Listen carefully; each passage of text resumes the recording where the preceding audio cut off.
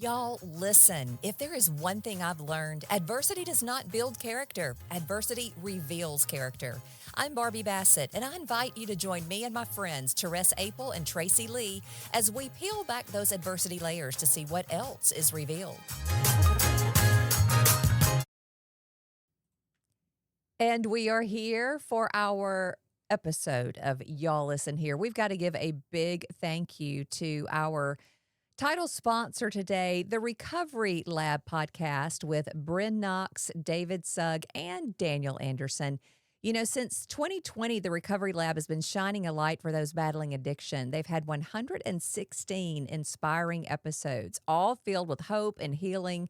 They're led by the Spirit as they transform their past struggles into a mission to help others find their way out of darkness. We are so thankful for their generosity in making this episode possible for us. If you want to learn more or share your story of hope, you can visit thisisrecoverylab.com or contact Daniel Anderson, 601-672-6591. Y'all stay hopeful. And we, again, are so thankful to the Recovery Lab for being a part of today. I've got my good friend, Therese Apel with Dark Horse Press here. Hey, Therese. Hey, Barbie. How's it going today? We are matching today with the blues. We did. Apparently, there was a memo. Apparently there was a memo. Y'all may think that we plan our outfits. We don't, which is kind of funny. Right. And it's always interesting to see what we end up wearing. Right. But we are missing our other partner in crime today, Tracy Lee from your hometown country, US 96.3. We miss her today. She is busy because, as you know, Therese. Yes. She is a boss. She is a boss. Literally. Mm-hmm. She does so much. It's like she's constantly in the middle of one of 10 or 15 different projects. And so, yeah, today was just a day she couldn't pull it off. Yeah, so we miss her today, but that's okay. We'll see her again very soon. And then we've got our producer, Daniel Anderson, with your Y'all Listen Here. That's right. Your Y'all Listen Here. But he's also with Audio Alchemy Productions. Yay. Yeah, see, we love to see Daniel wave and do all the things and look all official because he is official, people. He is. He will put you and your name in lights with your own podcast. So if you've got any questions or just kind of thinking about maybe you would like to have your own podcast, Daniel is the man. Now, we have an interesting topic today that you may think doesn't apply to you. But it does. But it does. Mm-hmm. So let's go ahead and talk about this topic, Therese. It was something about balancing your life as a Christian when you have a personality, when you have a platform. And I want us to think outside of what most people think. Oh, well, I'm not famous or people don't know my name. But this may be, you may be a leader in your home, parent. You may be a leader in your community, have your own business. You could be a leader in your church or amongst your friends. How do you balance being a Christian when other people are watching you? So it doesn't necessarily have to be someone out in the public eye. I remember my mother telling me years ago, Barbie, you're always on camera. In other words, people are always watching. Yeah. They're always watching how you treat people. They're always watching what you say to other people. They're watching how you handle yourself and how you handle situations. And you've seen that in your own life. Oh, sure. Well, and I think that probably there's a psychological term like ego or some kind of thing, you know, not just your ego being like you're cocky, but who you actually are. Right. I know that when I went to therapy, when I started therapy, it was because of some stuff that was going on with my PTSD. And so I went in there and I was tough and I was hard and, you know, like I wouldn't, you know, basically nothing was going to touch me. Right. Like, you know, and I think that was the height of my career as, you know, the crime reporter that was, you know, out there in the trenches, you know, in the gunfire, in the high-speed chases, whatever. So I was bulletproof and I lived that. And the thing was, it kind of became who I was. It wasn't just, this is my persona that I've built for my public. It was, now this is who I am. And I don't honestly know which one birthed which. So I think the thing that we don't realize is that was something that I was doing as an extension of my job. Right. But I think when we think about the people that we know and when we think about ourselves, there are things that we are for protection, for show, and I mean I think the two are the same, honestly. There are things that we are that maybe aren't who we are when we go into the inner sanctum and we're there on our face before God. Yeah. And so, how do we become an authentic picture of who we are when we're also having to, in your case and in mine, we have to get on camera and we have to be a certain way. We have to be a certain person. We have to fit a certain mold that we honestly have built ourselves. But when you think about it in terms of, you're a mom, you got to hold it together for your family. Right. Or, you're a teacher, you've got to act a certain way, because I know when I was a junior high teacher, it wasn't just about acting a certain way for my kids in my class. It was for their parents. It was for the administration. It was whatever. I think we all have something that we have to be when we step out of the house. But I feel like if we're living in our most honest self before God, there shouldn't be lines. There shouldn't be walls there, Right. You should be who you are on or off camera, Mhm. in or out of the church, in the classroom or outside of the classroom, Sure. on a podcast or not on a podcast. I remember when I was a kid and I saw one of my school teachers at the grocery store. So it was outside Right. of the school walls. I was shocked, like, oh my goodness, she goes to the grocery store Yeah. and she has a life and she's got to buy food too. And so many times, no matter what that position is that you hold, whether it is a doctor or a nurse, or you're dealing with the public all the time, or if you own a business, or you're in political life, or Mhm. you're on TV, it's people recognize you and they expect a certain persona in the place that they are accustomed to seeing you in, as well as outside of that. Right. And I think it's worth mentioning, like, I'm not talking about, like, we all have like a professional delivery. Right. I was thinking about a friend of mine who is in law enforcement. And when he gets in front of the camera, obviously he uses what I call cop speak. Yeah. He gets up there and he's, at 1600 hours, we apprehended this subject at da da da. And he's very, very, sewn up, buttoned up. That's not, I think, exactly what we're talking about, because Mhm. obviously, there's a way you deliver the news. Sure. There's a way that you teach your students. There's a way that but when you think about, like for me, I think about when who I was in my mind. There was a day on Twitter that I'd been to a couple of different murder scenes, and somebody said, "Oh, she's the mayhem queen." Mhm. And that caught on for a while. People would call me the mayhem queen. Well, in my mind, I'm the mayhem queen. Mhm. And I am a bad A. Mhm. No matter where I am, no matter what I'm doing, like, I'm the toughest, I'm the hardest. I do things that everybody else is scared to do. And that was not who I was. That's different than my news delivery or Right. who I was when I was talking on camera.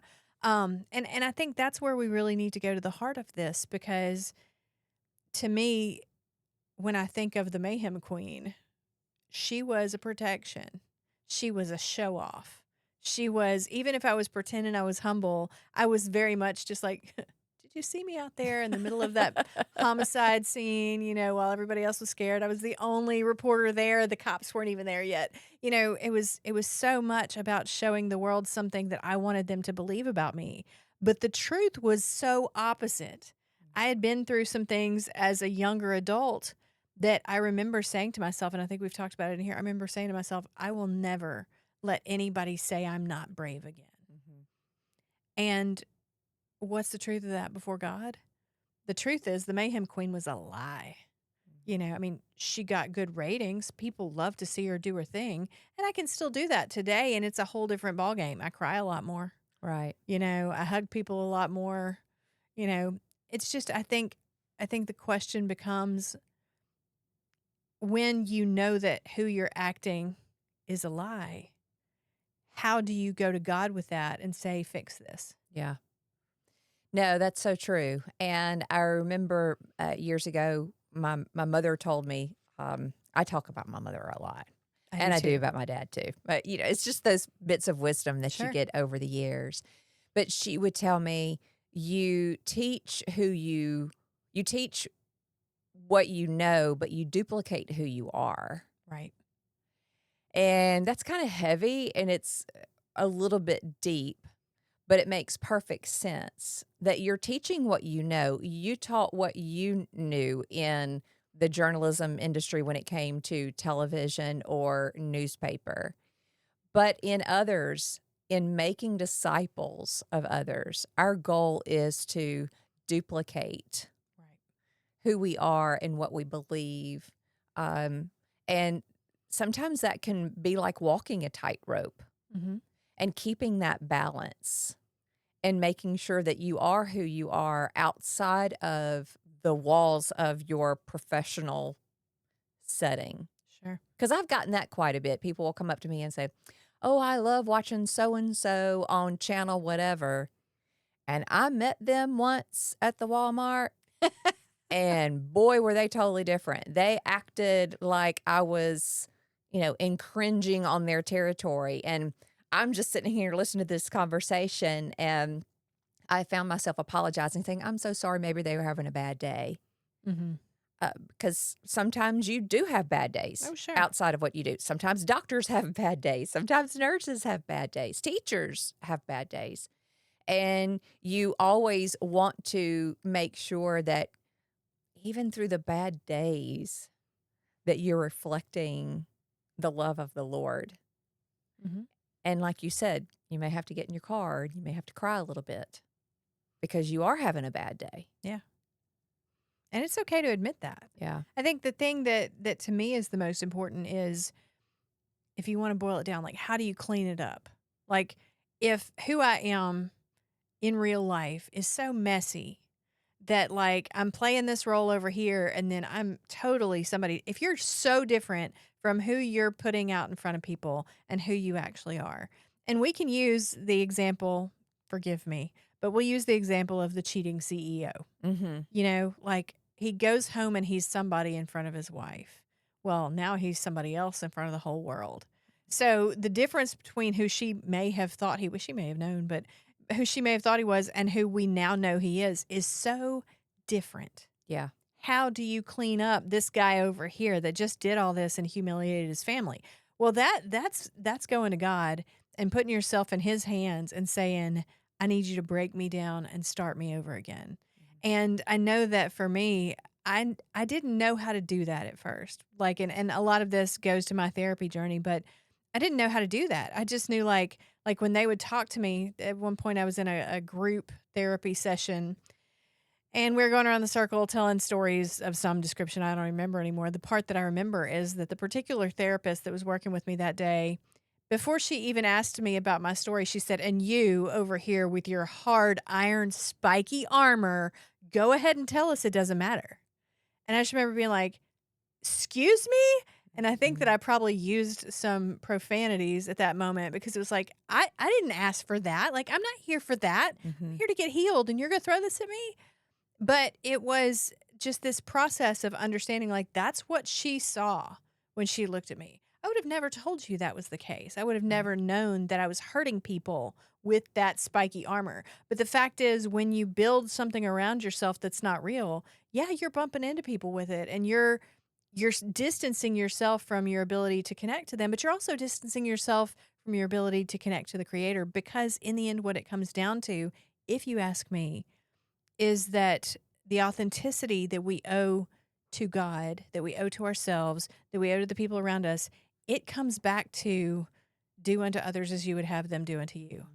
There's nothing harder than knowing somebody and then finding out you didn't know them at all, Right. And to me there's so much, even if you want to boil it down to an atomic level, the truth vibrates higher than any other emotion, any other, that we talk about vibrations, and that's a real thing. That's not hokey Right. science. But so the truth, actually, authenticity vibrates higher than anything else. Mhm.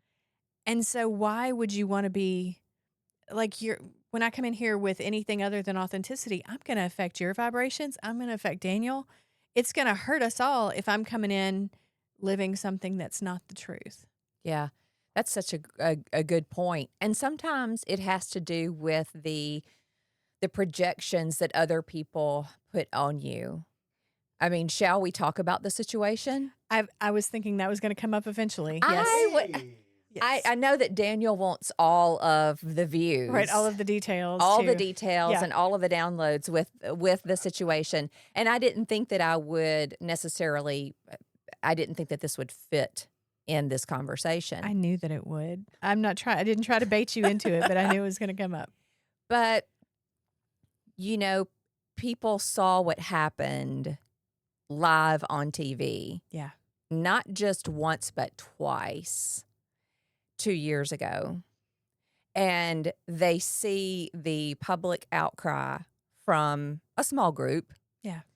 and then they see you out in your regular life, lifing, and they, of course, always come up to me and give their own personal opinion, and 100% of the time, their opinion is always supportive. Right. But then in my mind, I immediately think, "Do they think that I'm a racist? Right. Do they think that I am dumb? Do they think that I am unaware because I've been told that, you're just completely unaware. You need to Mhm. read the room. Tell me how to read a room, Right. please. Is there a manual somewhere? Is there a manual somewhere where you're taught how to read a room? I don't even know what that terminology is all Right. about. But you begin to believe the projections that a small vocal group of people put on you. Right. And it makes you question who you are. And it's not an easy position to be in. No, and I think that's the other side of what we're talking about. Mhm. I think there's the things that we project on ourselves, the things that we want to uphold. But then, when you are under attack like you were, by people who don't know you. I mean, to the man, I think the people that attacked you the most don't know you like I do or like Mhm. Tracy does, or like a lot of people. I feel like it all does come back to the same place, though. It is that connection with your maker that says, "But I know who I am before you." Mhm. And that is so hard to remember when you're under attack, though. Um, it's just it's almost impossible in every moment to hold on to that. Yeah, and we're gonna get to this here in just a second, but I've got to say a big thank you to our title sponsor for this podcast. We're gonna get to more of the situation, Yes. I promise. But a big thank you to the Recovery Lab and their podcast and what they're trying to do and helping people heal from addiction. We appreciate them being the title sponsor of this conversation that we're having. And just in case you want to share your own story of hope and recovery, they would love to hear it. You can go to their website, thisisrecoverylab.com, and they would love just to hear your story and see how your own testimony can bring hope and healing to other people. Back to the situation. Yes. And there's a lot of things I'm not going to talk about with the situation because of pending litigation. Yeah. But I had to really look at who defines you Mhm. and actually wrote this down. Um, your identity, my identity in Christ must come before our brand, Yeah. our personality, our job, our responsibility, our fill in the blank. Yeah. And Galatians 2:20 says, "I have been crucified with Christ, and I no longer live, but Christ lives in me."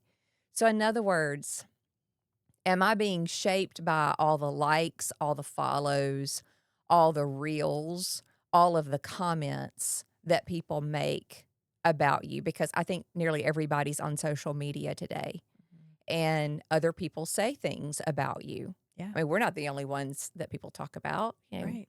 You can see a lot of passive aggressiveness going on. So start with God's truth and who He says that you are in that position of influence and outside of that position of influence. Something else that I wrote down is our reputation should be grounded in character and not performance. Right. Ooh, that's a big one. What I thought about whenever I realized that we would end up talking about the situation today. I thought about the way that you had to maintain your composure and your silence through all this. And a lot of it was under direction, but a lot of it really is like, how do you answer those things in a way that upholds what people know of you, which is that you are very much a follower of Christ. So, that to me was one of the things that just how do you line up how you're feeling? I mean, you were broken by all this. And how do you is there a way in that situation without making it a feeding frenzy, Mhm. which it already was. But if there had been blood in that water, those sharks would have torn you to shreds even more. Mhm. So the question becomes like, what do you do in that case? Well, I think that is where God tells us, be still and I'll fight for you. Yep. Because even though it may have felt during those days that he was so far away, he was right there in the midst of it. Because even though that situation did what it did and you had the ramifications that you had, it wasn't ideal. It wasn't what you wanted, but he is using it to take you other places and to lift you up in the presence of your enemies in a lot of cases. And I believe that's more to come. But I also think that there were several ways you could have gone with your response to it, and it was probably really hard for you not to fight back. Well, if anything, I want to reflect the love and the mercy of the Lord even through the storm, Yeah. quite literally. But Proverbs 22:1 says, "A good name is more desirable than great riches. To be esteemed is better than silver or gold." You know, our personalities can draw people in, Mhm. whether it is, in your business life or your community. Our personalities can really endear people to us, but our character should reflect Jesus. And that's really what I've tried to do in the situation Yeah. is even in my silence, reflect the Lord. And then I wrote down something else is Colossians 3:17, "Whatever you do, whether in word or deed, do it all in the name of the Lord." So, when you are out in public, outside of the walls of your business or outside of the walls of your church or outside of the walls of your home, is how you're treating people, conversing with people, talking with people. Is that bringing glory to God? Right. Well, and you were talking about knowing who you are. Whose are you? And I'm looking up this verse if you see me looking off camera. One of my favorites because there was a song I sang at camp 100 years ago about it, but also it was one of my mom's favorites. Isaiah 43:1. But this is what the Lord says: He who created you, Jacob, he who formed you, Israel. Do not fear, for I have redeemed you. I've summoned you by name. You are mine. Mm. And I think when you're undergoing something like that, when you're in a situation, and let me throw this out there for those of you that are like, wait, now we're to the part where I'm not TV. I don't, whatever. Right. So my sister was a teacher, and she was a special ed teacher, got an education at Vanderbilt, had her master's degree, all this kind of stuff. And she worked in a school district where there were a lot of people who maybe were a little bit jealous of some of her qualifications. And at one point, there became very much a situation like yours Mhm. where they just ran her out of there. And she fought back, and then today she says, well, I wish I would have handled some things a little bit differently. But in the end, I think we all have those moments that it's like, all right, so do I stick up for myself? We're always taught to stick up for ourselves. Um, but then you think about Christ in his moment when the Mhm. crowd came for him. When it didn't matter what the truth was, it didn't matter what his intentions were, it didn't matter why he was here, it didn't matter how he had treated people, it didn't matter that there were people all over the place that could say, look at the good this man did for me. Mhm. The crowd came at him and said, we want his blood. And what did he do? He maintained his silence. Right. And he stayed true to exactly who he was. When they would say, what about this? He would say, it's as you say, Mhm. or, it's just very much, all right, what's going to happen here is going to happen. but he knew who his father was. Right. And we have that as well. And it is, I assume, I don't know, Jesus was fully human too. I like to think that it was a lot easier for him to do that than it would be for us, Mhm. because he's just like, Dad's going to get him. Yeah. But, but then you realize we can do that too. Yeah. He's our dad too. And you've got to also keep in mind, people watched him everywhere he went. Oh, yeah. People were watching who he was inside of, the church, the synagogue. Right. People were watching him outside of those walls. So while he may not have had social media like we have today, he had all eyes on him at all time. Right. And you look at the things the Pharisees said about him, and you think that there were people who were very loyal to the Pharisees as well, who probably talked about him the same way. And how is that? And you've been there, and so have I at different times. And for me, I think the best example is when I was doing a whole lot of deep investigative gang research. And I had even other journalists coming to me being like, racist? Like, you're just trying to stir up headlines. Look at you. And that really upset me, because everything I was doing was coming from A, an intellectual standpoint, but B, also a heart that said, this kind of crime is hurting our children, but how do you explain that? So it's like, in those moments, knowing that your heart is pure, how do you maintain, when what you really want to do is be like, hey, I'm the good guy here. Like, Yeah. you're a word that I probably shouldn't say on this Yeah. podcast. You can say it on your homicide I'll podcast. say it on my murder podcast. Yes. Yes. People love murder, so they give you more leeway. Well, I think that's a great point. I wrote down that when you prioritize being rooted in Christ, your personality, your leadership, your family, your platform, your voice, your job, your career, they all become tools for his glory and not burdens to maintain. Right. Well, and I think too, and this may feel off topic, but I think it's real. I think when you seek him with your whole heart, when all you really want is just to be in his presence, just to be with him, just to love him, I feel like your whole persona, whether it's the public one or whether it's the private one, it does start to align. It does start to kind of mesh, because all of a sudden, we reflect what we love. Yes. And you think about driving down the interstate, what you look at is generally what you're going to drive towards. I feel like that is where, during those times that we're under fire, or that, you realize, I just don't like who I am, the answer is, how do I draw closer to God? And if you feel like you're in a position where you have built yourself into this thing, I mean, I think it happened a lot more when we were young that I noticed it. But I think by now, at this age, everyone around us, we have all built ourselves into something rock solid. Like, Right. my persona stands. I'm not changing it for any, that kind of thing. And I feel like in those times when you looked around and you saw somebody, like, they built something to protect themselves, that's where you have to let God take control of even that. That's it. So, like, in your situation, there was nothing you could do to defend what had happened, not because you were wrong, but because nobody was going to let you. It didn't matter what you said. I mean, honestly, I feel like Jesus himself could have sat down with some of the parties involved and been like, dude, like, you're not right.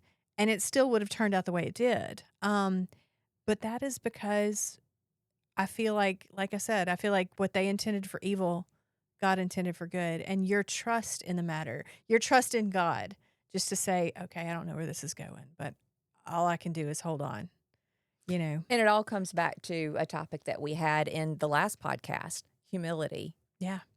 The Lord can work with a soft heart. Wow, this was a deep topic. I really wasn't thinking this was going to be deep today. Yeah.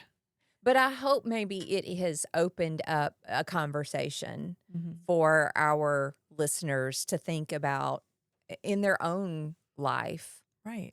Well, we all have something that we're pretending we are that we're not. Yeah. I mean, whether we mean to or not, it's something we all do. So true. Well, we appreciate y'all being here with us. We're going to continue this conversation over on our Patreon channel. We'll make sure that we put a link below in the comments. So that way, if you want to go listen to that conversation, because we say things in the Patreon that we don't say on the podcast. And you just never know what's going to happen. Right, Nope, Daniel? that is true. Right, Therese? Mhm. Until next time, we'll see you again here on Y'all Listen Here.